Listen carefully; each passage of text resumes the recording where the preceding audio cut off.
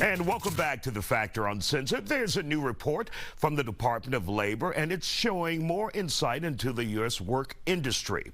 Employers posted 8.8 million job openings in November alone. That number is the fewest ever since March of 2021, the lowest level in 2 years. That report also says the number of people who have thrown their hands up and quit has fallen its lowest level since 2021. Joining us to talk about it tonight, April Maggio, Core Staff Regional Sales Practice Director. April, there was a time right after the pandemic, during the pandemic, people were working from home, remotely, then people got attitudes like, I am quiet quitting, which means I'm just barely getting by. Right. But now things are changing. Yes. We're getting back to normal. Getting back to a normal, a new normal, of course, but more normal.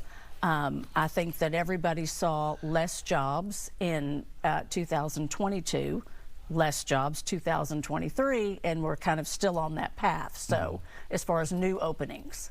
And when we talk about what we have seen in this report, fewer people are quitting now. Because there was a time, I think, like 50 million Americans quit. And that's like a third of the workforce. Right. Or change jobs or careers. Correct. And, you know, I'm sure, as we all know, many reasons why somebody would do that, right? More money, better work-life balance, you know, all the things that are just, you know, they want a different job, right? And there was a lot more jobs to choose from. Now we're not in that situation. So I think that that's why you're seeing that less quitting, because there's not that many opportunities to go into. Companies aren't paying the high crazy money that, you know, they did coming out of COVID to get people to come to work. It's kind of subsided.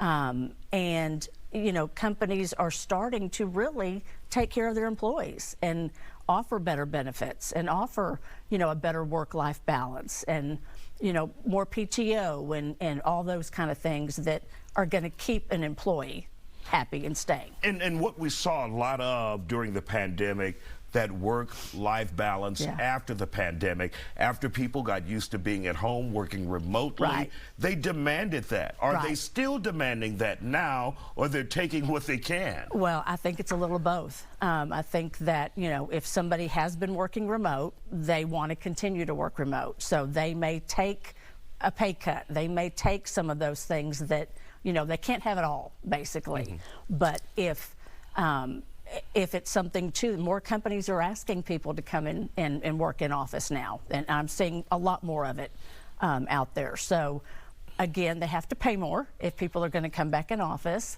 I think that it's always that hard line that, you know, are you going to get as much out of someone that has to come in office?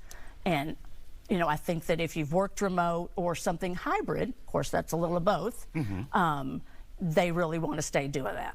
And one of the issues you brought up was pay. Are we seeing more of a livable wage in America now? I know some states have increased the base salaries for individual, what do we call it? Minimum wage. Minimum wage, yes. Like, that guy's out of touch. And Texas hasn't changed in I don't know how long. So, you know. But are we seeing that more in companies in the last 30 seconds we have here? Yes, absolutely. I mean, companies are still paying, you know, for the best people, and there's just less people. So they don't, you know, really have a lot of choices if they want someone that fits the bill, has all the skills, you know, that they want.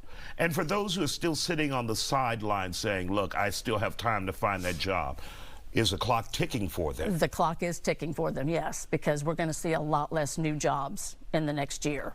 So you're talking about more people that, you know, less people to work, right, and less jobs. So now there's going to be more competition for the candidates that are out there. All right, April Maggio from Core Staff, thank you for joining us so much. here on The Factor Uncensored for your valuable information. And don't